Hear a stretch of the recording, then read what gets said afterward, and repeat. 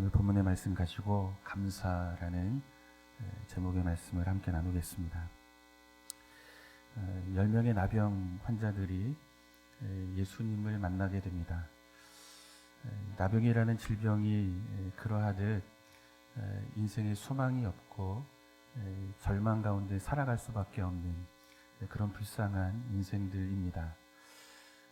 가족들과도 만날 수가 없는 거예요.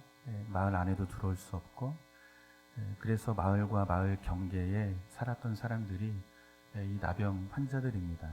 외로운 인생들이죠. 간절한 소원함이 있다면 뭐겠습니까? 내 인생이 좀 달라지는 거죠.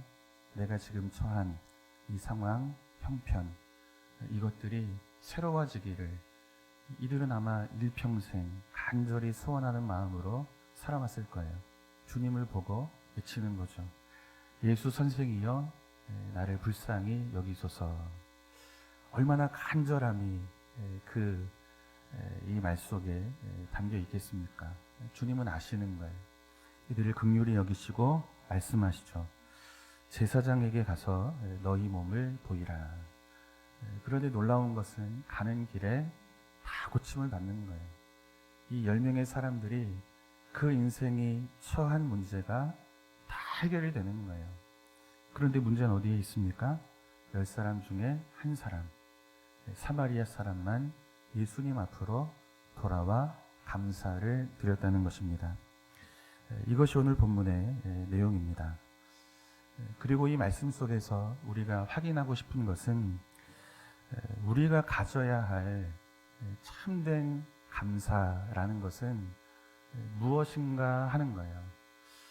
우리가 무엇에 감사하며 오늘을 살고 있는가, 이 나병 환자의 치유되어지는 과정 속에 나타난 모습으로 확인해 보자는 거죠. 먼저 우리가 말씀 한 곳을 찾아보겠습니다. 데살로니가 전서 1장 6절에서 7절 말씀인데, 데살로니가 교회가 지금 어떤 형편에 있는지를 보는 거예요. 같이 읽습니다. 또 너희는 많은 환난 가운데서 성령의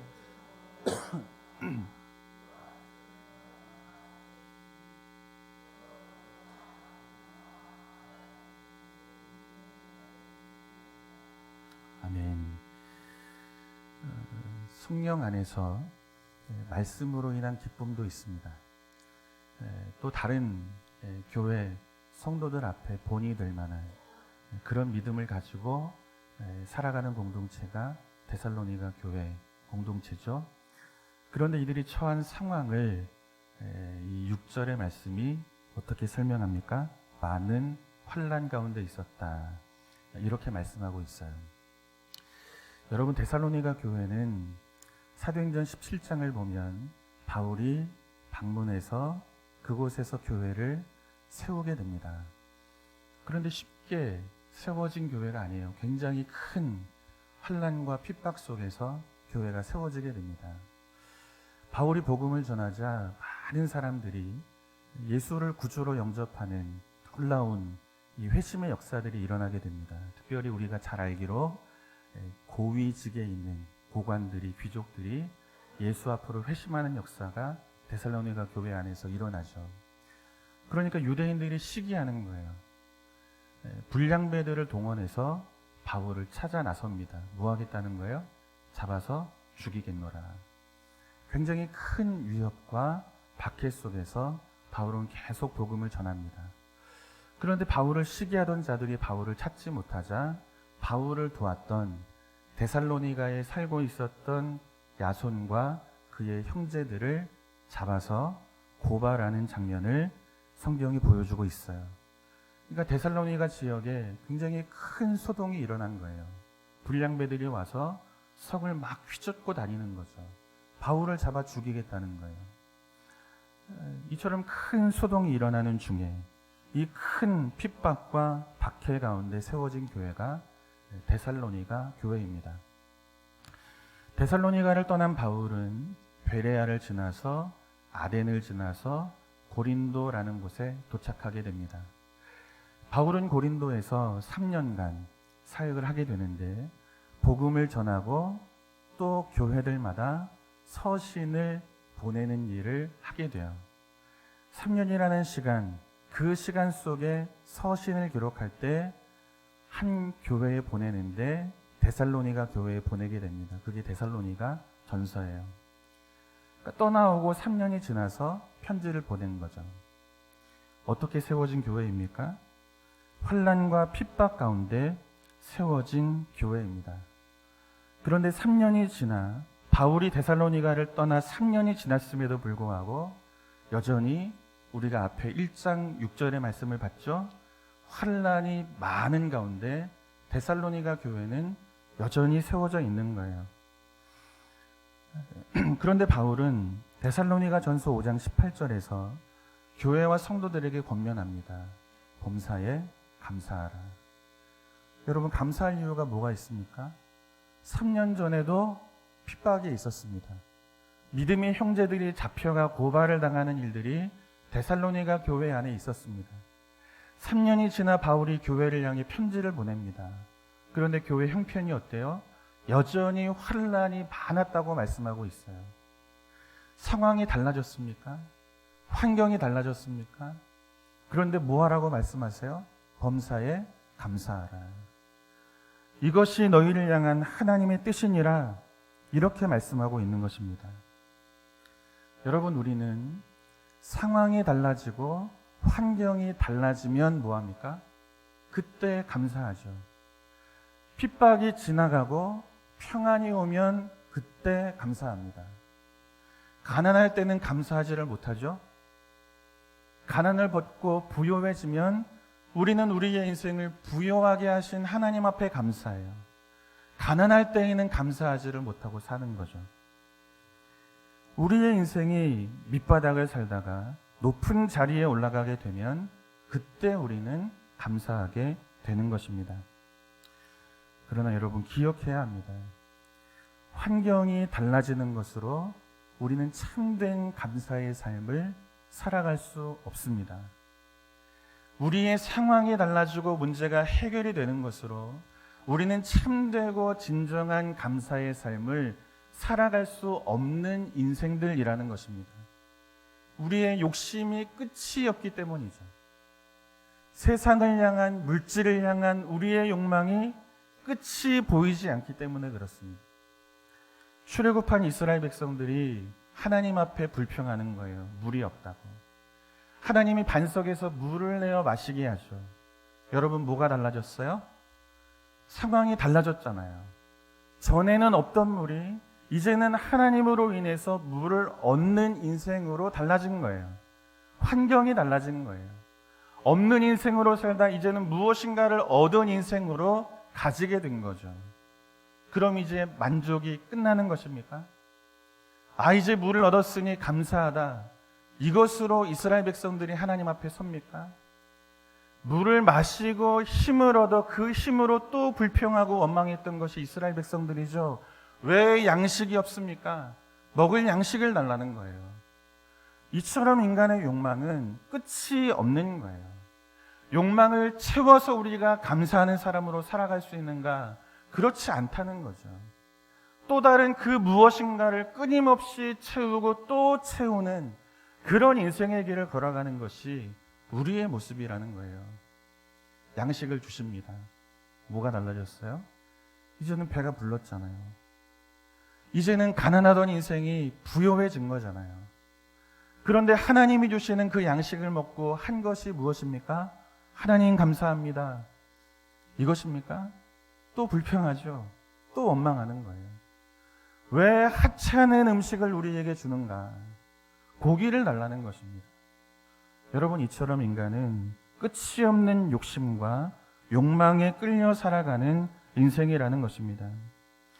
결국 환경과 상황을 개선하고 인간의 욕심과 욕망을 채우는 방식으로는 우리는 끊임없는 참되고 진실한 감사의 삶을 살아갈 수가 없다는 것입니다.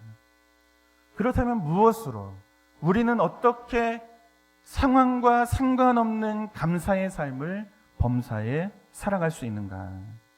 우리 오늘 본문 15절과 16절을 볼까요? 15절, 16절 같이 읽습니다. 그 중에 한 사람이 자기가 낳은 것을 보고 큰 소리로 하나님께 영광을 돌리며 돌아와 예수의 발 아래 엎드려 감사하니 그는 사마리아 사람이라. 다시 한번 읽을 건데 사마리아 사람이 무엇으로 감사하는지를 보는 거예요. 무엇으로 감사하는가? 같이 다시 한번 봐요. 그 중에 한 사람이 자기가 낳은 것을 보고 큰 소리로 하나님께 영광을 돌리며 돌아와 예수의 발 아래 엎드려 감사하니 아멘. 병이 나은 것으로 감사하여 돌아온 것처럼 그렇게 성경이 우리에게 보여주고 있습니다. 틀리지 않아요. 그런데 이어지는 15절 하반절의 말씀을 보면 큰 소리로 하나님께 영광을 돌리며 예수께 돌아왔다고 말씀하고 있습니다. 우린 여기에서 질문을 해야 해요. 질문을. 왜 하나님께 영광을 돌리는데 예수께로 오는가? 왜 하나님께 영광을 돌리며 예수께로 돌아오는가?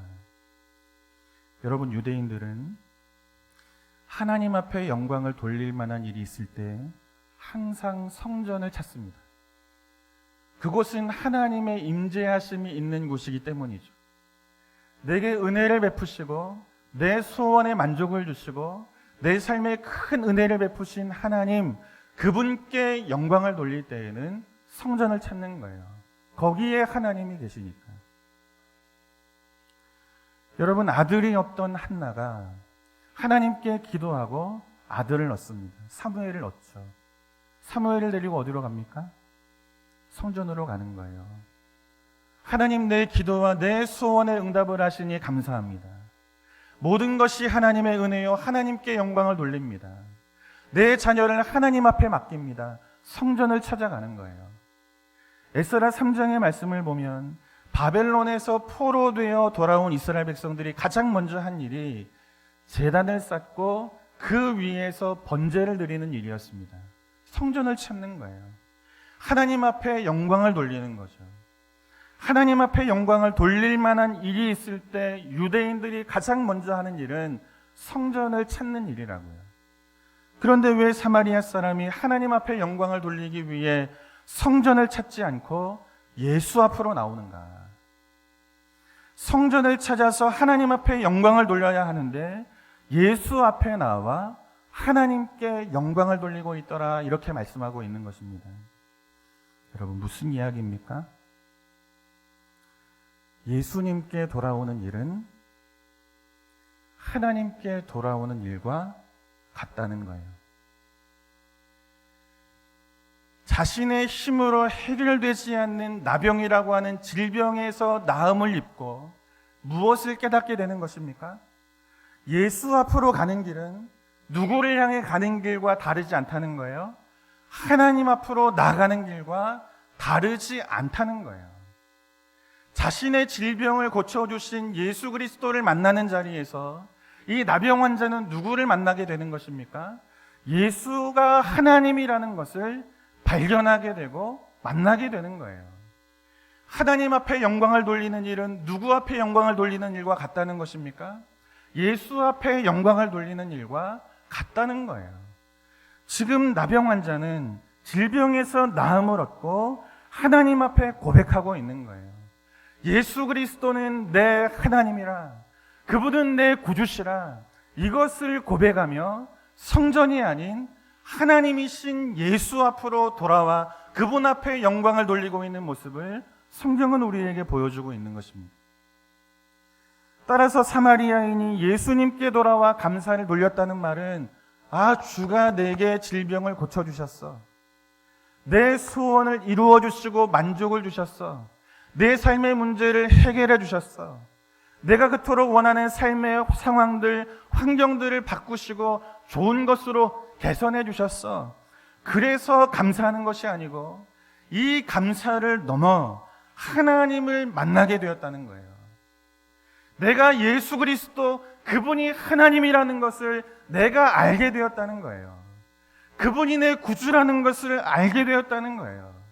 그분이 내게 참된 생명과 영원한 생명을 주시는 내 하나님이라는 것을 예수 앞으로 돌아와 고백하고 있는 장면을 성경은 우리에게 보여주고 있는 것입니다. 상황이 달라지는 것으로 감사하는 것을 넘어 무엇으로 감사합니까? 내 인생을 예수가 만나주셨다는 것. 내 눈을 열어 예수가 하나님이라는 것을 볼 수 있게 하셨다는 이 놀라운 구원의 은혜와 감격 속에 감사하고 있는 이 사마리아 사람, 이 한 사람의 모습을 성경은 우리에게 보여주고 있는 것입니다. 그리고 우리에게 질문하는 거예요. 무엇이 우리 인생의 가장 큰 복인가? 무엇을 우리의 인생의 가장 큰 복으로 여기며 오늘을 살아가고 있는가? 나병에서 나음을 입는 것, 여러분 중요한 일이죠. 우리의 소원이 만족을 이루는 것, 여러분 중요한 일입니다. 내 힘으로 되지 않는 수많은 삶의 문제들을 바꿔주시고 새롭게 하시고 내가 원하는 길을 열어주시는 것, 여러분 이 은혜 너무너무 중요한 것입니다. 그러나 더 중요하고 큰 복은 사마리아 사람이 질병으로 인해 하나님이신 예수를 만났다는 것입니다. 여러분 이것이 인생의 가장 중요하고 그 무엇과도 바꿀 수 없는 가장 큰 복이라는 것을 성경은 우리에게 말씀해주고 있는 것입니다. 사랑하는 성도 여러분, 질병에서 깨끗하게 되는 일 너무너무 중요합니다. 우리 열심히 기도하잖아요. 우리 자녀들 좋은 대학에 들어가는 것, 여러분 간절한 소원함 아닙니까? 우리 아이 대학 들어갈 때보다 이번에 정말 열심히 기도했습니다. 우리 아이 대학 입시할 때보다. 너무너무 중요한 일. 우리 자녀들의 미래가 걸려 있습니다. 너무너무 중요한 일이죠. 내 소원이 이루어지고 반석에서 물이 나고 하늘에서 양식이 내려 내 줄인 배를 채우고 만족해 하는 것, 여러분 너무너무 중요한 일입니다. 그러나 그 자체가 진정하고 참된 복은 될 수 없다는 것입니다. 우리의 욕심과 욕망은 한이 없고 끝이 없기 때문입니다. 그 일을 통해 사마리아 사람처럼 예수가 내 구주 되심을 고백하는 자리가 될 때, 여러분 그때 그 자리는 참된 복이 넘치는 자리가 될 줄로 믿습니다. 마찬가지인 거예요. 인생에 어려움이 없는 사람이 어디 있습니까? 예수를 믿는 믿음의 사람도 원수에게 애워싸이는 그런 삶을 살아가는 순간들이 참 많습니다.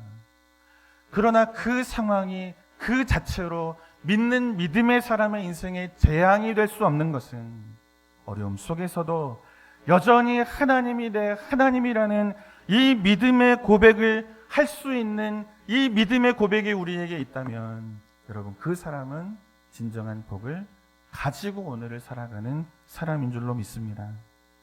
추수감사주의를 맞아 여러분 우리는 어떤 감사의 제목을 가지고 오늘 하나님을 예배하고 있습니다. 기뻐할 만한 은혜를 주신 것에 대한 감사를 넘어서 기뻐할 수 없는 상황 속에서도 인내하며 오늘을 살게 하시는 하늘의 복, 영원한 복, 예수가 내 구주라고 하는 이 믿음의 고백을 갖게 하신 이 복이 저와 여러분이 그 어떤 상황에서도 흔들리지 않는 감사의 제목이 되어 오늘을 살아가는 저와 여러분 될 수 있기를 주님의 이름으로 축원합니다.